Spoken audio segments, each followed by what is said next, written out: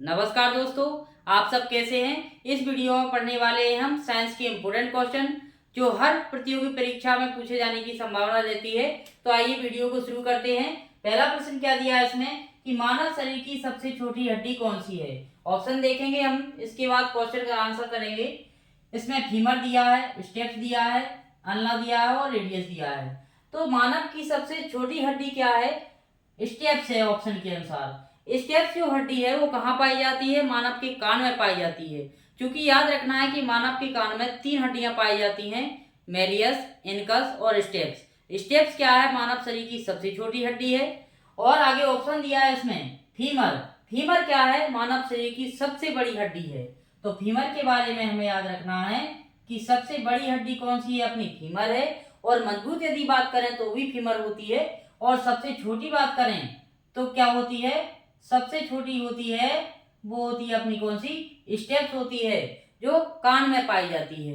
अब इसमें बात करना है कि अल्ना और जो रेडियस दी है ये कहाँ पाई जाती है? अपनी भुजाओं में पाई जाती है। कहाँ पाई जाती हैं ये हड्डियां? भुजाओं भुजाओं में पाई जाती हैं ये हड्डियां। रेडियस और अल्ना अपनी भुजाओं में पाई जाती हैं। फीमर अपनी जांघ में पाई जाती है, जो मानव शरीर की सबसे बड़ी हड्डी है और सबसे मजबूत है। कान में जो स्टेप्स है वो सबसे छोटी पाई जाती है, क्योंकि कान में 3 हड्डियां पाई जाती हैं, मेलियस, इनकस और स्टेप्स। स्टेप सबसे छोटी हड्डी है, जिसका काम क्या है? ध्वनि का संचारण करना है। अगला दिया है कि मानव शरीर में कुल कितने गुणसूत्र होते हैं, मतलब मानव शरीर में क्रोमोसोम्स की संख्या कितनी होती है। तो मानव शरीर में गुणसूत्र की संख्या होती है, कुल होती है 46 होती है। यदि क्वेश्चन में पूछा जाए कि मानव शरीर में कितने जोड़े होते हैं, तो वो 23 जोड़े होते हैं। कितने होते हैं? 23 जोड़े होते हैं। अब इसमें 22 ऑप्शन दिया है, तो 22 क्या है? 22 ऑटो होते हैं। क्या? ऑटो होते हैं। और जो एक गुणसूत्र रहता है वो क्या रहता है? सेक्स क्रोमोसोम होता है, मतलब लिंग गुणसूत्र होता है। ऐसा प्रश्न कई बार पूछा गया है कि मानव शरीर के में कितने जोड़े पाए जाते हैं? 23 जोड़े। यदि कुल पूछे तो आपको 46 बताना है। तो मानव शरीर में कुल कितने गुणसूत्र हैं? वो 46 हैं। अब हम बात करें कि गुणसूत्र की खोज किसने की। यहाँ पर गुणसूत्र के काम क्या है? तो गुणसूत्र की खोज किसने की? वाल्टर ने की। किसने की? Walter Fleming. वाल्टर फ्लेमिंग ने गुणसूत्र को सबसे पहली बार देखा था। कब देखा था? 1879 में। अब इसमें जो बाल्डेयर का नाम आता है 1888 में, तो बाल्डेयर ने क्या किया था? बाल्डेयर 1888 में बाल्डेयर ने गुणसूत्र का नाम दिया था। तो ऐसा ऑप्शन में कभी आ रहा आया है, कई बार आ भी चुका है कि बाल्डेयर गुणसूत्र की खोज करता है। तो ऑप्शन यदि नहीं आता है तो आप बाल्डेयर लगाएंगे। यदि पहली बार देखने की बात आई तो फ्लेमिंग लगाना है। 1879 में पहली बार देखा गया था। और नाम किसने रखा? बाल्डेयर साहब ने रखा। अगला क्वेश्चन देखेंगे, मानव की सबसे बड़ी ग्रंथि कौन सी है। तो मानव की सबसे बड़ी ग्रंथि अपनी क्या है? यकृत है। क्या है? यकृत है। अब बात करें कि सबसे छोटी, सबसे बड़ी क्या है? लार्जेस्ट ग्लैंड कौन सी है? अपनी यकृत है। यदि हम स्मॉलेस्ट की बात करते हैं या सबसे छोटी है, तो पीनियल काय है। कौन सी है? पीनियल काय।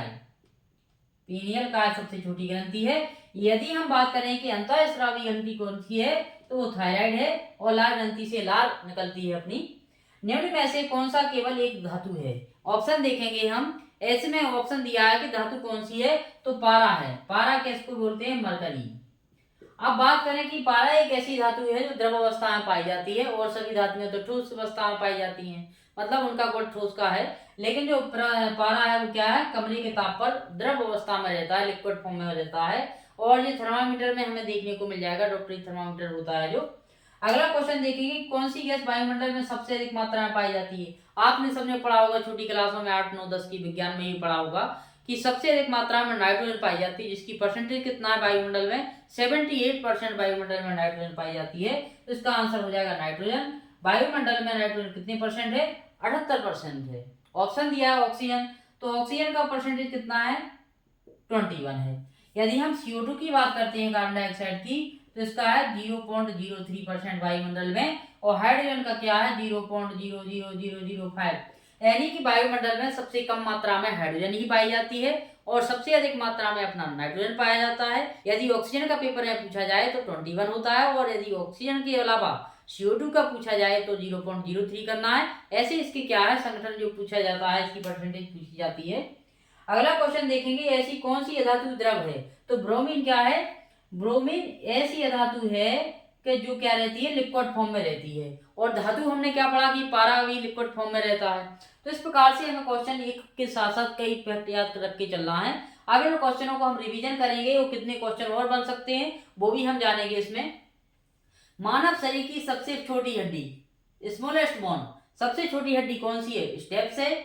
और सबसे बड़ी है, लार्जेस्ट है, तो वो फीमर जांघ में पाई जाती है। और रेडियस वाला ये कहाँ पाई जाती है? अपनी भुजाओं में पाई जाती है। मानव शरीर में कुल कितने गुणसूत्र हैं? यदि टोटल की बात आती है तो 46 निकलेंगे।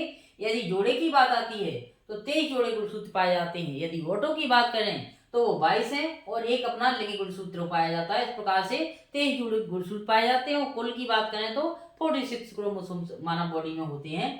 मनुष्य की सबसे बड़ी ग्रंथि कौन सी है? यकृत है। यदि अंता की बात करते हैं इंटरनल ग्लैंड्स की तो वो थायराइड होती है। और ये अपनी जो स्मॉलेस्ट है वो पीनियल काय होती है। अब बात करें कि यकृत का काम क्या है। यकृत का काम है ग्लाइकोज, जो ग्लूकोज है उसको ग्लाइकोजन में कन्वर्ट करना, ब्लड का फिल्ट्रेशन करना, और जो खराब पदार्थ उत्सर्जी पदार्थ है उनको बाहर निकालना होता है। ये सबसे बड़ी ग्रंथि रहती है, अपनी सबसे बड़ी ग्रंथि है। निम्न में से कौन सा केवल एक धातु है? धातु और अधातु के बारे में पूछा गया है। तो धातु क्या है? पारा एक द्रव धातु है जो कमरे के ताप पर द्रव अवस्था में रहता है। कौन सी वायुमंडल में सबसे अधिक मात्रा में पाई जाती है? तो नाइट्रोजन सबसे अधिक मात्रा में पाई जाती है। ऑक्सीजन अपने 21% रहती है और CO2 रहती है 0.03% रहती है। अब कौन सी अधातु द्रव है? तो ब्रोमीन क्या है? अधातु द्रव है। इस प्रकार से आपको याद रख के चलना है। यदि स्टैटिक जीके के आप पिछले वीडियो देखना चाहते हैं तो आप हमारे प्लेलिस्ट में जाकर देख सकते हैं और अपनी तैयारी को प्रॉपर कर सकते हैं। यदि आप इंग्लिश ग्रामर आपका कमजोर है तो इंग्लिश ग्रामर की वीडियो डले हुए हैं, आप उनको देखकर आप अपनी बेसिक को क्लियर कर सकते हैं। यदि आपको हमारे वीडियो अच्छे लगते हैं तो आप कमेंट करें, शेयर करें और चैनल को सब्सक्राइब करें, बेल आइकन जरूर दबाएं ताकि जरूरी अपडेट आपको सबसे पहले मिले, आप वीडियो देख सकें। Thank you for watching. बहुत बहुत धन्यवाद।